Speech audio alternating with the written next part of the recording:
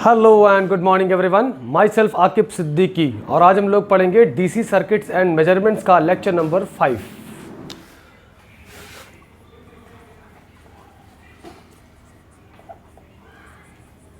देखिए students, basically DC circuits chapter तो almost complete हो गया है, लेकिन उसके अंदर के जो सब टॉपिक्स हैं जिसमें डीसी सर्किट से रिलेटेड प्रॉब्लम्स सॉल्व कराई जाती है, हम लोग वो पढ़ रहे हैं।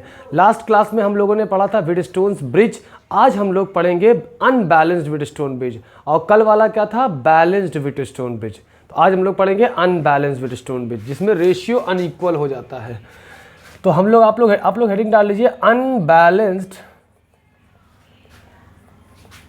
व्हीटस्टोन्स ब्रिज। व्हीटस्टोन्स सिर्फ और सिर्फ इक्वेशन बना के छोड़ देंगे, क्योंकि as a student of class 12th you must be knowing how to solve the equations. ठीक, अब अनबैलेंस्ड व्हीटस्टोन ब्रिज की बात करें। जैसे मान लो ये आपका है, ये बीच में एक रेजिस्टर लगा है और ये आपका एक रेजिस्टेंस है, ये यहाँ पे आपका एक और रेजिस्टेंस है और ये ऊपर वाला रेजिस्टेंस आके यहाँ मिला हुआ है। ठीक है, और ये आपका रेजिस्टेंस है। ठीक, और इसके टर्मिनल के अक्रॉस आपका एक वोल्टेज सोर्स लगा है जिसका अपना पर्सनल एक इंटरनल रेजिस्टेंस है, स्मॉल आर। ये प्लस है, ये माइनस है, ये ई है, और ये आपका है R1, ये है आपका R2, ये है आपका R3 और ये है आपका R4।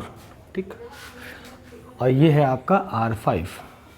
ये यहाँ से I करंट निकला है, घूम फिर के कितना भी घूम फिर लेगा, ये वापस कितना आएगा, I ही आएगा। अब आप लोग इधर फोकस करिए कि I करंट था, यहाँ पे कोशिश ये करनी है कि नंबर ऑफ वेरिएबल्स कम से कम रखने हैं, मतलब कि यहाँ से I आया, यहाँ तक आ गया, सकुशल आ गया। ठीक, अब यहाँ पे अगर मान लीजिए हमने माना कि I1 जा रहा है, तो I में से I1 यहाँ चला गया, तो यहाँ कितना जाएगा, I में से I1 घटा दो। कितना सिंपल है, ये चीज़ आप लोगों को समझ में आ गई होगी। ठीक, यहाँ पे I करंट आया, I1 ऊपर वाली ब्रांच में चला गया, यहाँ पे I1 करंट ऊपर चला गया, तो यहाँ कितना जाएगा आप लोग बताइए अदनान। I1 करंट ऊपर चला गया तो यहाँ कितना जाएगा, I माइनस I1 जाएगा। That's very good. अब I1 यहाँ तक चलता हुआ आ रहा है, यहाँ तक आ गया I1।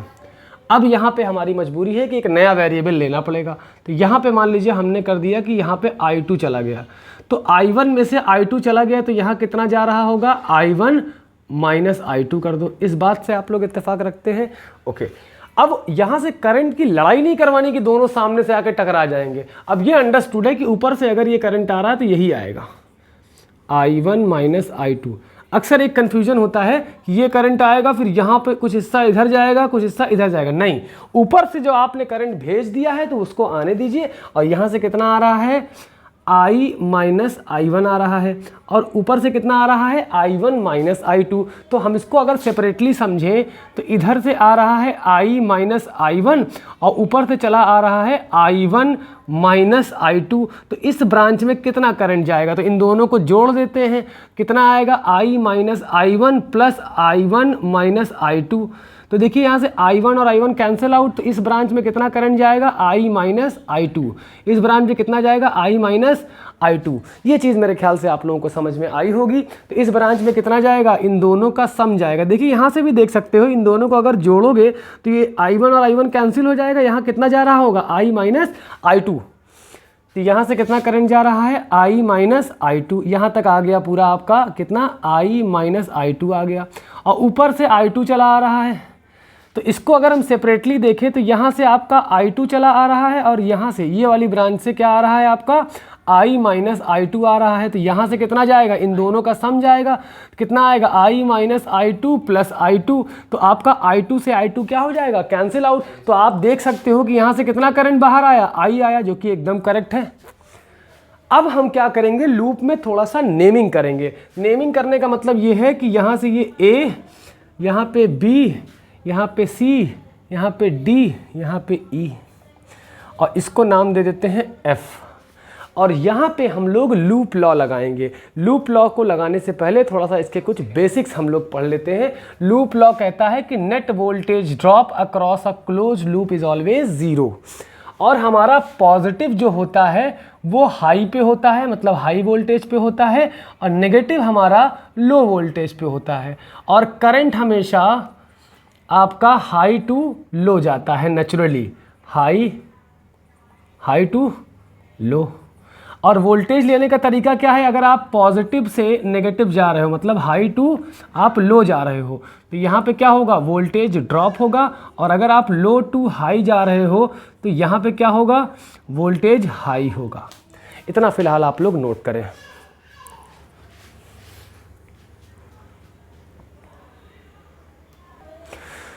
तो अब हम लोग देखेंगे इसके आगे कैसे हम लोग इक्वेशन लगाते हैं अलग अलग लूप में। तो हम लोग लूप चूज करेंगे जिसमें सारे वेरिएबल्स कवर अप हो जाएं। तो पहला लूप जो हमारे पास पॉसिबल है वो यहाँ से चले घूमते घूमते बी और सी और डी होते हुए वापस आ जाए। तो हमारे पास जो पहला लूप अवेलेबल है वो क्या है, लूप 1, जो कि आपका क्या है, ई से चलो, या ऐसा करो ना, ए से चलो, A B C D E ए, यहाँ तक चलो, A B C D E A. Exactly इसी रास्ते को फॉलो करना है। कैसे, ए से बी जाना है, बी से सी जाना है, सी से डी जाना है, डी से ई जाना है, ई से ए आना है। तो नेगेटिव से पॉजिटिव जाइए आप। देखिए बेसिकली यहाँ से यहाँ जाना चाहिए, लेकिन हम बीच वाला कंपोनेंट छोड़ेंगे थोड़ी ना। मतलब इस क्लोज्ड लूप में जितनी भी चीज़ें आ रही हों तो नेगेटिव से पॉजिटिव गए तो वोल्टेज बढ़ेगा। और जाहिर सी बात है, कॉमन सेंस भी यही कहता है कि अगर सिंगल बैटरी है तो वो बैटरी का सोर्स क्या कर रहा होगा, वो बढ़ा ही तो रहा होगा वोल्टेज। तो ये नेगेटिव से पॉजिटिव जा रहे हैं, छोटी प्लेट नेगेटिव होती है, बड़ी प्लेट क्या होती है आपकी, पॉजिटिव होती है। तो नेगेटिव से पॉजिटिव मतलब क्या हुआ, वोल्टेज राइज, जो भी वोल्टेज क्या होगा इसका ईएमएफ के बराबर होगा। तो यहाँ पे लिख देंगे हम लोग ई। अब ये घूमते घूमते आए, अब कहाँ जाना है, बी से ए, से ए से पूरा बी गए, बी से सी जाइए। तो अब आप बताइए, अगर करंट बी से सी जा रहा है तो बी हमारा हायर पे रहा होगा और सी हमारा लोअर पे रहा होगा। तो ये रेजिस्टेंस क्या कर जाएगा, हमारा वोल्टेज खा जाएगा, कंज्यूम कर दो। यहाँ से यहाँ करंट जा रहा है कि नहीं जा रहा, यहाँ से यहाँ करंट जा रहा है, मतलब ये हायर पे रहा होगा और ये लोअर पे रहा होगा, मतलब ये हायर पे और ये लोअर पे, तभी तो करंट जा रहा है हायर टू लोअर। तो वह यहाँ वोल्टेज बढ़ेगा या घटेगा, घटेगा, मतलब वोल्टेज ड्रॉप होगा। देखो यहाँ से यहाँ करंट जा रहा है तो क्या हुआ, ये हायर पे है और ये लोअर पे है, तो ये वोल्टेज कंज्यूम कर जाएगा। तो वोल्टेज क्या होता है, करंट मल्टीप्लाइड बाय रेजिस्टेंस, और नेगेटिव में होगा क्योंकि घट रहा है, माइनस I1 R1। अब देखो सी से कहाँ जाना है हमको, डी। तो यहाँ से यहाँ करंट जा रहा है, मतलब क्या है, ये हायर पे होगा और ये क्या होगा हमारा लोअर पे, तभी तो करंट जा रहा है। तो यहाँ का वोल्टेज ड्रॉप होगा या राइज होगा, ड्रॉप होगा। तो माइनस I2 R2 आ जाएगा, माइनस I2 R2 यहाँ तक आ गया। अब डी से कहाँ जाना है, ई, कुछ नहीं मिला। ई से कहाँ जाना है, वापस ए। तो रास्ते में क्या मिल रहा है रास्ते में वापस क्या मिल रहा है हमको, आर मिल रहा है, क्योंकि ये तो ले चुके हैं ऑलरेडी ना, दोबारा तो लेंगे नहीं। रास्ते में हमें क्या मिलेगा, आर। अब करंट यहाँ से यहाँ आ रहा, मतलब ये हायर पे रहा होगा और ये लोअर पे दिख ही रहा है साफ साफ, है ना। तो यहाँ वोल्टेज भी ड्रॉप होगा, ये भी तो कंज्यूम करेगा इंटरनल रेजिस्टेंस भी। तो करंट कितना आएगा इसमें, voltage minus IR is equals to कितना हो गया आपका 0, जिसको हम लोग फर्स्ट इक्वेशन नाम दे देंगे। ठीक, अब हमारे पास सेकंड लूप का ऑप्शन है। कौन सा लूप है, लूप 2।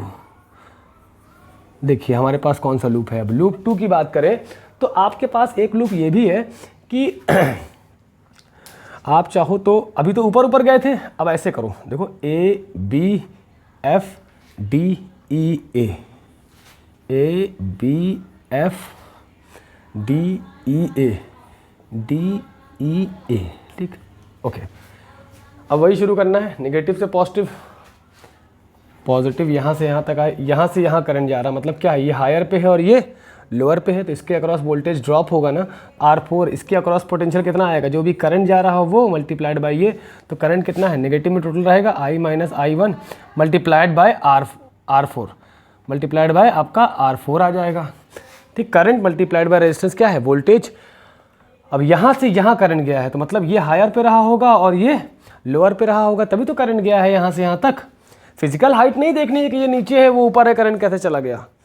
ये हायर पे रहा होगा, ये लोअर पे रहा होगा, तो यहाँ वोल्टेज क्या होगा, R3 के अक्रॉस ड्रॉप होगा, तो नेगेटिव ले लो। और करंट कितना जा रहा है, I माइनस I2, मतलब I minus I2 multiplied by R3।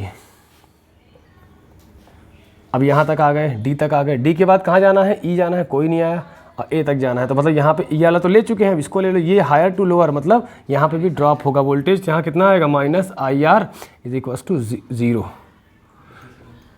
Is equals to क्या हो जाएगा आपका 0 के बराबर। सेकंड इक्वेशन बन जाएगी आपकी। फिर हमारे पास आता है लूप 3। ये थोड़ा सा आसान ले लो, आपको दिक्कत नहीं होगी। अरे भैया ये भी तो एक क्लोज लूप है, बी सी एफ बी, क्या है बी सी एफ बी, बताओ कोई डाउट है? ये भी तो एक क्लोज लूप है। देखो बी से सी जाओ, सी से एफ जाओ, एफ से बी जाओ। देखिए आप इधर देखिए, B C F B, B C F B, B से सी करंट गया, वोल्टेज ड्रॉप होगा तो माइनस I1 R1 आएगा। देखिए बी से सी गया तो वोल्टेज ड्रॉप हो रहा है ना, और यहाँ से यहाँ करंट गया तो यहाँ से ये हायर पे है, ये लोअर पे है, तभी तो जा रहा है। ये हायर पे है और ये लोअर पे है, तभी तो वोल्टेज करंट जा रहा है। तो इसके अक्रॉस वोल्टेज कितना आएगा, जो भी करंट जा रहा हो क्या है I1 minus I2 multiplied by, तो माइनस में लेंगे और I1 minus I2 multiplied by आपका R5। यहाँ तक आ गए। अब वापस देखो रास्ता, देखो क्या है, B से C जा चुके हैं और C से F जा चुके हैं, अब F से B वापस जाना है। अब यहाँ पे एक ट्विस्ट है, देखिए हम F से B जा रहे हैं लेकिन करंट खुद हमारी तरफ आ रहा है, इसको समझना। देखो हम F से B जा रहे हैं ना, अभी तक तो इत्तेफाक ऐसा था कि जिधर जिधर हम चल रहे थे वो करंट का ही रास्ता था, लेकिन अब क्या है कि करंट खुद हमारी तरफ आ रहा है। तो हम लोअर पे हुए, करंट किस पे हुआ, हायर पे हुआ, तो ये वोल्टेज बढ़ाएगा या घटाएगा? यहाँ पे वोल्टेज क्या हो रहा है, आप खुद देखो ना, करंट हमारी तरफ आ रहा है तो हम खुद नेगेटिव पे हुए ना। बताइए, करंट अगर हमारी तरफ आ रहा है तो हम खुद नेगेटिव पे हुए, यहाँ पॉजिटिव होगा कि नहीं? ये चीज़ है आप लोगों को याद करने की, इसको समझ लीजिए कि करंट जब हमारी तरफ आता हुआ दिखेगा तो वोल्टेज उसका बढ़ रहा होगा। हम खुद लोअर पोटेंशियल पे खड़े हैं और ये उस साइड हमारे क्या है, जहाँ से करंट आ रहा है वो हायर पे है, तो इसके अक्रॉस का वोल्टेज क्या लेंगे, पॉजिटिव लेंगे। वोल्टेज क्या होगा, करंट मल्टीप्लाइड बाय रेजिस्टेंस, तो कितना आएगा, प्लस आपका आएगा I minus I1 into resistance कितना है R4 इज इक्वल टू 0। ये आपकी हो गई थर्ड इक्वेशन। ठीक है, इसे आप लोग फिलहाल नोट करें। तो स्टूडेंट्स देखिए यहाँ पे 3 वेरिएबल्स हैं, एक है I और दूसरा है क्या आपका I1 और तीसरा है क्या आपका I2। 3 वेरिएबल्स हैं एंड 3 इक्वेशंस हैं। तो ये बहुत आसान बात होगी, अगर वैल्यूज़ आपको दे दी जाएं तो आप क्वेश्चन को आसानी से कर सकते हो। क्योंकि देखो तरीका ये है, कंसिस्टेंट मतलब एक प्रॉपर सोल्यूशन तभी मिलता है जब number of equations is equal to number of variables हो जाए। अगर नंबर ऑफ़ वेरिएबल्स ज़्यादा हैं और नंबर ऑफ़ इक्वेशंस कम है तो आपको कोई कंसिस्टेंट या एग्जैक्ट आंसर नहीं मिलेगा। लेकिन हाँ, अगर नंबर ऑफ़ इक्वेशन ज़्यादा हो रही हैं तो that is well and good, लेकिन नंबर ऑफ़ वेरिएबल्स कभी नंबर ऑफ़ इक्वेशन से ज़्यादा ना हो, दोनों बराबर हों या नंबर ऑफ इक्वेशन ज़्यादा हो जाए, आपका काम चल जाएगा। तो student this was all about your unbalanced Wheatstone bridge. तो चलिए इससे रिलेटेड एक प्रैक्टिकली क्वेश्चन कर लेते हैं, तो आप लोगों को थोड़ा ज़्यादा समझ में आएगा। इसे फिलहाल आप लोग नोट कर लें।